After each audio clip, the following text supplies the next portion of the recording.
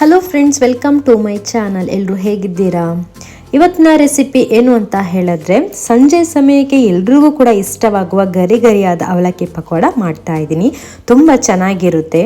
ಹಾಗೆಯೇ ಯಾರೆಲ್ಲ ನನ್ನ ವಿಡಿಯೋನ ನೋಡ್ತಾ ಇದ್ದೀರಾ, ಪ್ಲೀಸ್ ನನ್ನ ಚಾನಲ್ಗೆ ಸಬ್ಸ್ಕ್ರೈಬ್ ಆಗಿ, ಹಾಗೆಯೇ ಲೈಕ್ ಕೊಡೋದನ್ನು ಮರಿಬೇಡಿ. ಬನ್ನಿ ಅವಲಕ್ಕಿ ಪಕೋಡ ಮಾಡೋದಕ್ಕೆ ಏನೆಲ್ಲ ಬೇಕು ಅಂತ ನೋಡೋಣ.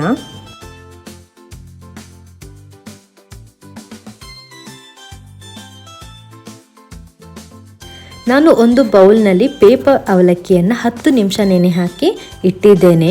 ಹಾಗೆಯೇ 2 ಮೀಡಿಯಮ್ ಸೈಜಿನ ಈರುಳ್ಳಿನ ಕಟ್ ಮಾಡಿ ಇಟ್ಕೊಂಡಿದ್ದೀನಿ. ಮತ್ತು ಒಂದು ಸ್ವಲ್ಪ ಕೊತ್ತಂಬರಿ ಸೊಪ್ಪು, ಹಾಗೆ ಕರಿಬೇವಿನ ಸೊಪ್ಪು ಒಂದು ಸ್ವಲ್ಪ, ಆಮೇಲೆ ಒಂದು ಚಿಕ್ಕ ಬೌಲ್ನಲ್ಲಿ ಕಡಲೆ ಹಿಟ್ಟು, ಹಾಗೆ ಚಿಕ್ಕ ಬೌಲ್ನಲ್ಲಿ ಸ್ವಲ್ಪ ಅಕ್ಕಿ ಹಿಟ್ಟನ್ನು ತೊಗೊಂಡಿದ್ದೀನಿ. ಹಾಗೆ ಅದರ ಜೊತೆಗೆ ಕುಕ್ಕಿಂಗ್ ಸೋಡಾ ನೋಡಿ ಹಾಕ್ಕೊತೀನಿ. ಆಮೇಲೆ ಇಂಗು, ಇದನ್ನು ಕೂಡ ಒಂದು ಸ್ವಲ್ಪ ನೋಡಿ ಹಾಕ್ಕೊಬೇಕು. ರುಚಿಗೆ ತಕ್ಕಷ್ಟು ಉಪ್ಪು, ಆಮೇಲೆ ಸ್ವಲ್ಪ ಜೀರಿಗೆ ತೊಗೊಂಡಿದ್ದೀನಿ, ಮತ್ತು ಖಾರದ ಪುಡಿ. ಇವಿಷ್ಟು ಬೇಕಾಗಿರೋದು. ಮೊದಲಿಗೆ ನಾನಿಲ್ಲಿ ಒಂದು ಬೌಲ್ಗೆ ಈರುಳ್ಳಿ ಕಟ್ ಮಾಡಿ ಇಟ್ಕೊಂಡಿದ್ದನ್ನು ಹಾಕ್ಕೊತಾ ಇದ್ದೀನಿ. ಹಾಗೆ ಅದರ ಜೊತೆಗೆ ಕರಿಬೇವಿನ ಸೊಪ್ಪು, ಆಮೇಲೆ ಕೊತ್ತಂಬರಿ ಸೊಪ್ಪು, ಇವಿಷ್ಟನ್ನು ಹಾಕ್ಕೊಂಡು ಸ್ವಲ್ಪ ಅದರ ಜೊತೆಗೆ ನಾನಿಲ್ಲಿ ಉಪ್ಪು ನೋಡಿ ಹಾಕ್ಕೊತಾ ಇದ್ದೀನಿ. ಆಮೇಲೆ ಜೀರಿಗೆಯನ್ನು ಕೈಯಲ್ಲಿ ಈ ರೀತಿಯಾಗಿ ಸಣ್ಣದಾಗಿ ಪುಡಿ ಮಾಡಿ ಅದ್ರ ಜೊತೆಗೆ ಹಾಕ್ಕೊತಾ ಇದ್ದೀನಿ. ಆಮೇಲೆ ಇಂಗುವನ್ನು ನೋಡಿ ಮುಚ್ಚಳದಲ್ಲಿ ಇಷ್ಟು ನೋಡಿ ಹಾಕ್ಕೊತಾ ಇದ್ದೀನಿ.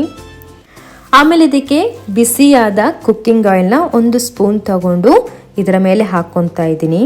ಯಾಕೆ ಅಂತ ಹೇಳಿದ್ರೆ ಈರುಳ್ಳಿ ರಸ ಈಸಿಯಾಗಿ ಬಿಟ್ಕೊಳ್ಳುತ್ತೆ, ಮತ್ತು ಈ ರೀತಿಗೆ ಕಲಿಸ್ಕೊಂಡಾಗ ಪಾಕ ಚೆನ್ನಾಗಿರುತ್ತೆ. ಇವಾಗ ಇದಕ್ಕೆ ನಾನಿಲ್ಲಿ ನೋಡಿಕೊಂಡು 1 ಚಿಕ್ಕ ಸ್ಪೂನಲ್ಲಿ ಖಾರದ ಪುಡಿ ಹಾಕ್ಕೊತಿದ್ದೀನಿ. ಆಮೇಲೆ ಆವಾಗಲೇ ನೆನೆಸಿಟ್ಕೊಂಡ ಪೇಪರ್ ಅವಲಕ್ಕಿನ ಇದರ ಜೊತೆಗೆ ಹಾಕ್ಕೊಂಡೆ. ಮತ್ತು ಒಂದು ಚಿಕ್ಕ ಬೌಲಲ್ಲಿ ಎತ್ತಿಟ್ಕೊಂಡ ಕಡಲೆ ಹಿಟ್ಟನ್ನು ಹಾಕ್ಕೊತಿದ್ದೀನಿ. ಆಮೇಲೆ ಅಕ್ಕಿ ಹಿಟ್ಟು ಒಂದು ಸ್ವಲ್ಪ, ಆಮೇಲೆ ಕುಕ್ಕಿಂಗ್ ಸೋಡಾ ಒಂದು ಚಿಟಿಕೆ ಇಷ್ಟು ನೋಡಿ ಹಾಕ್ಕೊತಾ ಇದ್ದೀನಿ.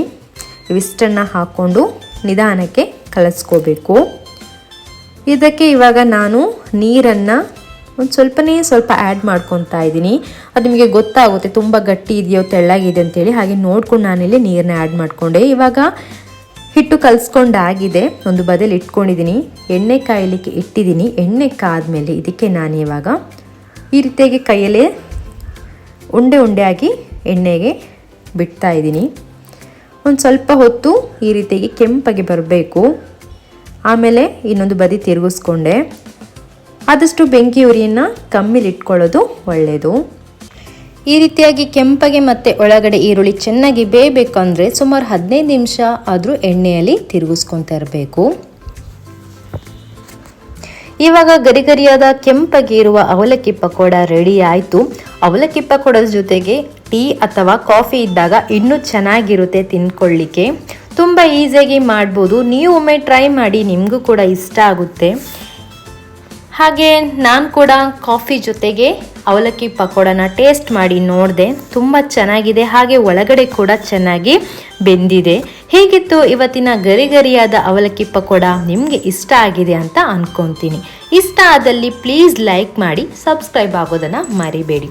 ನಾನು ನೆಕ್ಸ್ಟ್ ವಿಡಿಯೋದಲ್ಲಿ ನೆಕ್ಸ್ಟ್ ರೆಸಿಪಿ ಜೊತೆಗೆ ನಿಮ್ಮನ್ನ ಭೇಟಿ ಆಗ್ತೀನಿ. ಓಕೆ ಫ್ರೆಂಡ್ಸ್, ಬಾಯ್.